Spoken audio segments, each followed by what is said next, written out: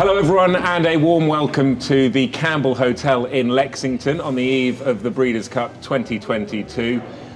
So much quality racing to look forward to at the meeting that is described as the World Championships of Horse Racing. We're going to preview some of the races for you now in the company of Sporting Life's very own Ben Linfoot, and I think it's fair to say the greatest American horse racing host there is. The delightful Christina, host of FanDuel TV. Great to see you. It's a big build-up. I appreciate it. Well, don't let us down, Christina. We'll let the viewers decide. But you are regularly tipping winners for American racing experts. Hopefully, you can give us a winner or two over the next 48 hours. But can you just explain what the buzz has been like and the build-up to the Breeders' Cup this time around here? Oh, just like any other year, it grows and grows by the day. Each and every morning, we've been lucky enough to do the Breakfast at the Breeders' Cup show for the last 8 days. It's a 3-hour show where we're focusing on all of the training, and so we've seen these horses for the last week, even 2 weeks at times. But the presence of a horse like Flightline has taken the Breeders' Cup excitement and just the buzz and the energy to the next level. I think everybody is so excited to hopefully see a big performance from him, because I think at the core we're all just racing fans. You want to be blown away, and he has that capability. He sure does. We'll touch on him in more detail a little bit later on, but let's go through some of the races now. We're going to start with Future Stars Friday, if we can, Scoop. And when you look at the quality of the European horses running on the Friday, how would you assess the team in general? I think overall, over the 2 days, it's a quality team. I think numerically, it must be the biggest team we've ever brought over to America for the Breeders' Cup. I think we've seen over 30 Europeans trotting around the quarantine barns at various stages this week. Future Stars Friday in particular, we've got lots of good juveniles. And I think we're going to talk about a couple straight away in the juvenile turf sprint. Thank you very much. Yeah, well linked on. You're good at this. Platinum Queen versus Love Reigns. We'll get you to sort of make the case if you can for Love Reigns, but Platinum Queen, how inconvenient, how much has a draw gone against her? Do you think? You wouldn't pick it, would you? You wouldn't pick going out from stall 12. But she's quick. She's quick from the gates, and we saw that at York in the Nunthorpe and in the Prix de l'Abbé at Paris-Longchamp. She gets out in the first 50, 100 yards, and she's got good gate speed. So that's going to help Oli Bell breaking from 12. It's just, you look at the speed to her inside, there's quite a few fast horses, and they're going to be in a better position, so it's going to make it awkward for her. So overall, looking at her price and looking at her starting position, I think I'd have to be against her, but I do think she brings the strongest form into the race. Yeah, undoubtedly. We've seen actually Love Reigns, and our viewers will have seen her at Ascot. Do you think she is talented enough to beat the Euros in that race? I absolutely do, and I think she's come on since her last race and since her time in Europe as well. You look at her training, I think she's grown quite a bit. I think she's filled out quite a bit. She's so fast from the gates, as all the Wesley Ward horses are. That's such a big part of his program. But it's not just that she has the ability, it's the horses that he chooses in the first place, the horses that have the physical makeup to thrive in a turf sprint environment. And I think the post draw just really hurt the Platinum Queen. Looking at her replay, she looks every bit as talented, but if the post positions were switched, I'd feel the other way around. Love Reigns draws post 2, huge advantage. She's as fast, she'll be on the lead. So Love Reigns is your fancy in that race? Yes, she's my top selection. Yeah. But coming into the race, I was so intrigued before the post position draw to see what the Platinum Queen had. There is another filly in there from Europe, dramatised for Carl Burke. Do you think the form, Mayland C, Maria Bramwell were the horses, and then obviously Love Reigns, who was fourth. The forms, I mean, Love Reigns has obviously done well in America, but I'm not sure the form of that is as good as it initially looked. But dramatised beat Love Reigns 3 lengths at Royal Ascot. It's pretty big swing. Conclusive, yeah. And I just think she, in the Sky Bet Lauda Stakes at York, it's obviously 6 furlongs. I don't think that's her trip. Didn't think it was her day either. And she's clearly been targeted at this race. She comes in here really fresh. Dropping to 5.5, I think it's massive for her.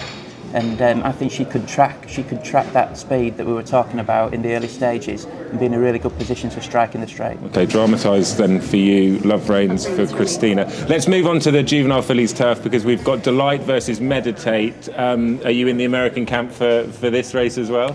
I am for this one. I'm a big fan of Delight. She was very impressive in the Jessamine, which is over this course here at Keeneland.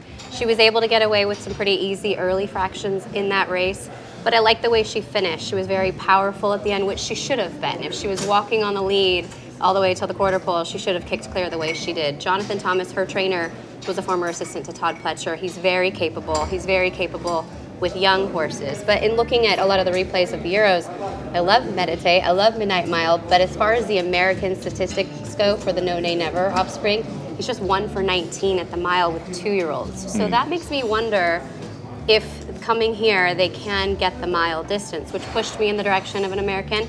I like Delight, but I also really love Pleasant Passage for Shug McGahee. She's a horse that won at 2 turns at first asking. He is not a trainer that wins first time out, and that's a lot to throw at a young filly to win at the mile on the 16th at Saratoga. She followed that up with a victory over a yielding course. She's just been tested already from a barn that doesn't crank them up at this stage. So I think on raw ability, she's probably the most talented of the Americans. It's a really good point about the mile, because Meditate's Cheveley Park run over 6 furlongs, Moigler run over 7 furlongs. She's stretching out to a mile. Aidan O'Brien said he thinks she'll get it. Obviously, that's why he's running her in it. But do you think she will? I'm not sure. And she's pretty skinny with the betting odds, isn't she? Not in real life. Considering, no, not in real life. Glamorous, leggy, skinny, blonde. But I think when she ran at the Curragh, she bumped into a superstar, Tahira, Dermot Wells, Aga Khan filly. She could be really good next year.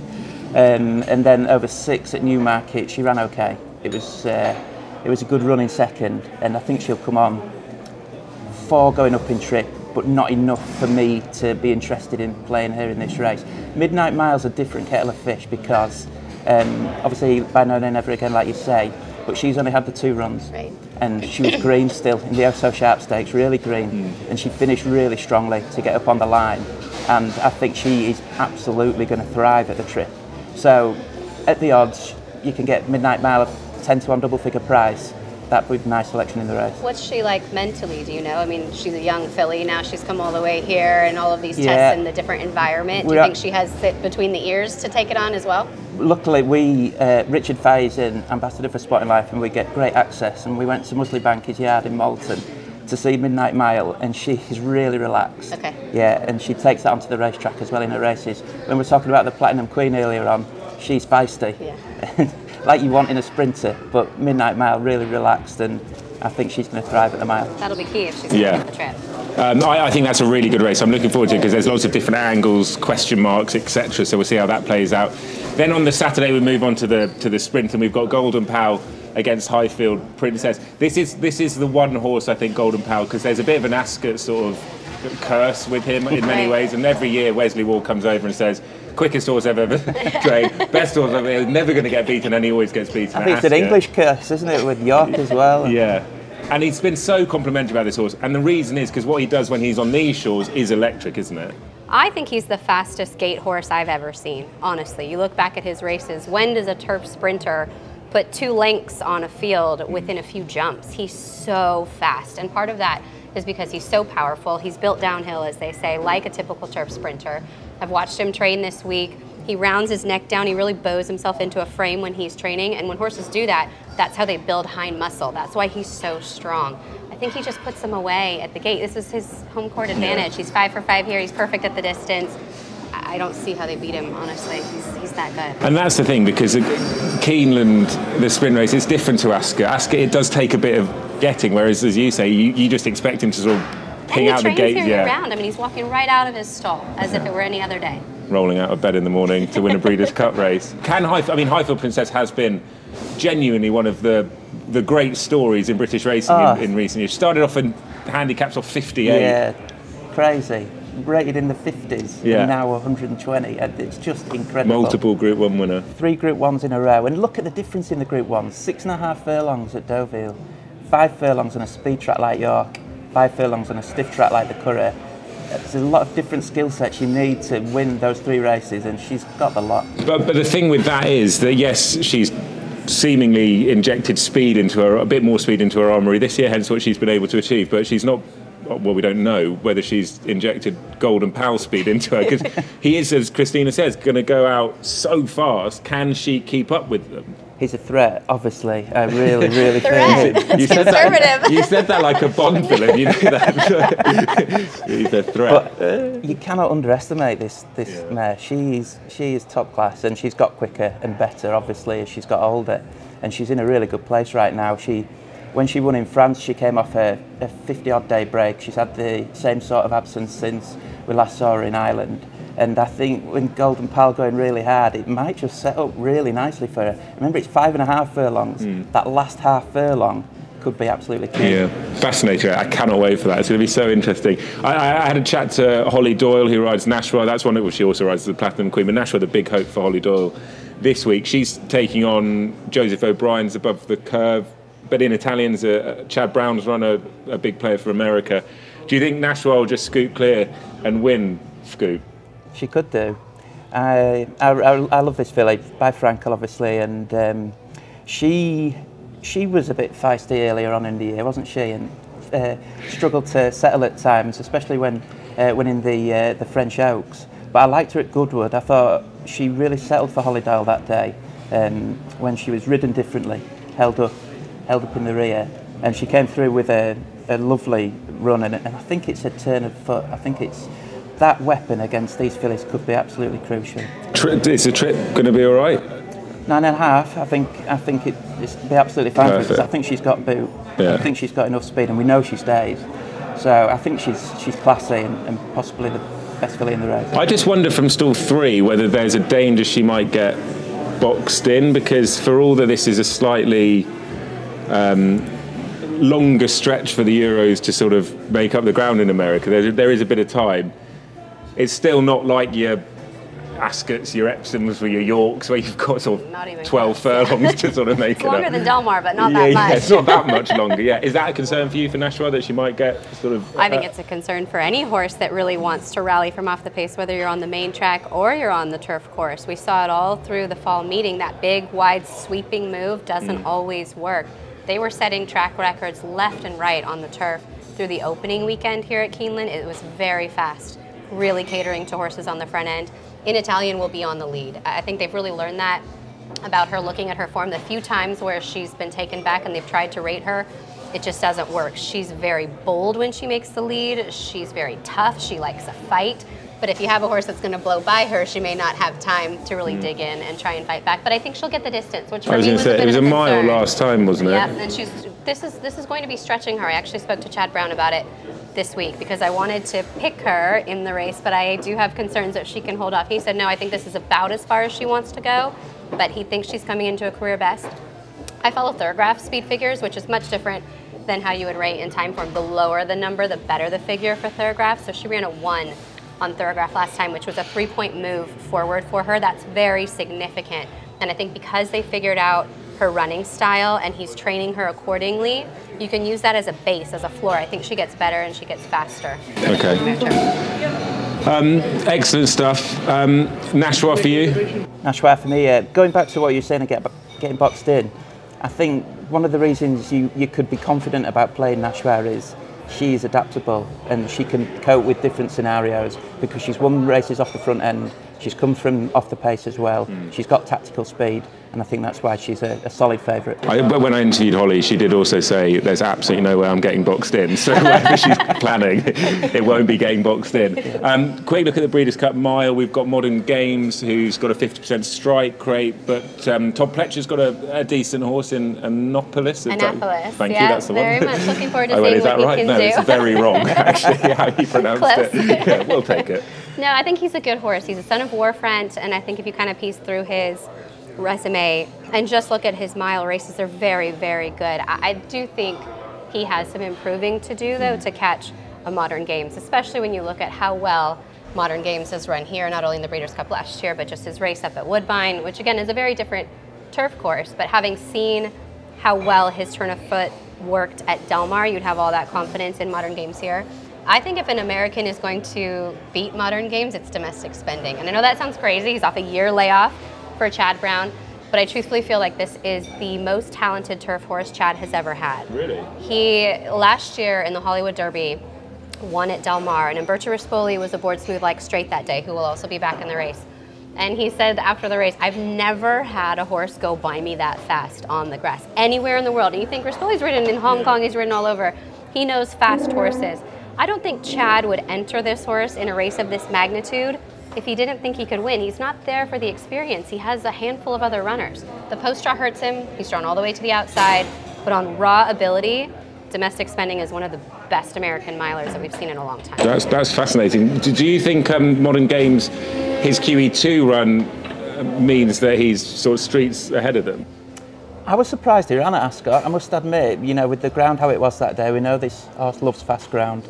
And Charlie Appleby said that he was just so well in himself at home, and they had the entry, and it sort of, with Bailly running in the Champion Stakes, it cut up a little bit and it was a good opportunity. He ran really well. He ran really well in second, obviously on the straight mile there, but I think he's better on a turning track. We've seen that with his form in North America at Woodbine and obviously in the Breeders' Cup last year. So he ticks an awful lot of boxes, but he's not the one I like in the race. Really? Go on. I love it when you do this. A pensive pause, tap of the knee, take it away. He's like throwing out the bait, reeling you in. Well, yeah. Who's it going to be? I've reeled him. Everyone now at home. Edge of your seats. I think Kinross. I like Kinross, and I know he's got a Draw. Doesn't he like the ground a little softer though? I mean, that's what I keep hearing. He's versatile. Okay. He's won on fast ground before. He won at York in the summer on good to firm ground, and it was really fast that day for the Naves Mire. So yeah, he's got a wide draw, but he's got Frankie Dettori, and if you want to defy a wide draw, you want that man on top, and I think he'll have a plan. And he reminds me of Space Blues, who won last year for Godolphin, because he is really a 7 furlong horse in Europe, but he's got an awful lot of speed, and I think he could come down the outside under Frankie and get Modern Games on the line. I'll be honest, I mean, the tension before you said it was palpable, but my goodness, it was worth the wait, Scoop. Thank you so much.